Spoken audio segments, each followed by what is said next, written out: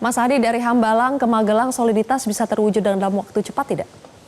Ya, saya kira tak ada alasan untuk tidak solid. Sejak para menteri, wakil menteri, dan kepala badan ini menyatakan bagian dari pemerintahan Prabowo Subianto, mestinya ego-ego sektoral, kepentingan politik itu dihilangkan. Kalau saya mendengar statement dan pidatonya Prabowo Subianto 2 kali saat pelantikan dan pidato kabinet, saya kira itu adalah statement-statement yang bukan hanya warning, tapi sangat intimidatif. Hai Menteri, jangan lagi ada yang bekerja untuk keluarga dan kerabat. Hai Menteri, jangan lagi ada kemiskinan, pengangguran, dan stunting. Kalau Anda lambat, kalau Anda nggak becus, silahkan mengundurkan diri dan kemudian pecat itu orang-orang yang tidak bertanggung jawab. Bagi saya itu sangat intimidatif.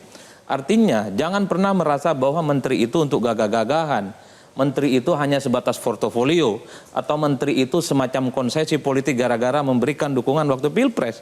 Dan itu kita harapkan nanti kalau Pak Prabowo dalam waktu 100 hari tidak melihat kinerja menterinya itu sesuai ekspektasi, ganti. Banyak di negara ini orang terbaik untuk mengabdi bangsa dan negara. Pernyataan yang setegas itu memang diperlukan. Bagi saya bukan hanya tegas, sangat intimidatif dalam tanda kutip. Itu adalah satu pernyataan dari Prabowo yang akan ditunggu di kemudian hari.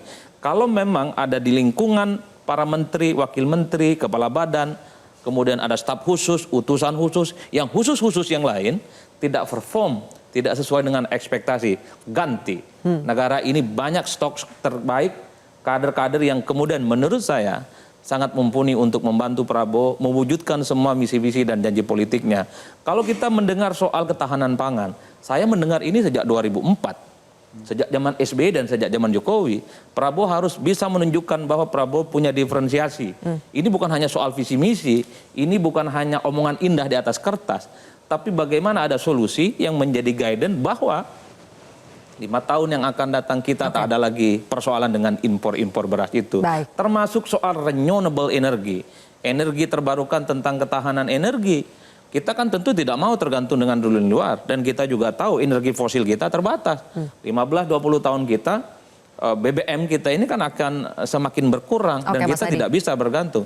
Bisa tidak energi terbarukan dan ketahanan energi yang misalnya memanfaatkan tenaga alam kita yang luar biasa, bisa itu panas bumi, itu juga misalnya bioetanol, itu bisa tidak? Karena ini adalah industri yang padat karya. Tidak ada orang yang mau investasi karena dianggap tidak terlampau menguntungkan. Kalau ini bisa diwujudkan, saya kira mantap. Sangat mantap. Sangat mantap. Jelajahi cara baru mendapatkan informasi. Download Metro TV Extend sekarang.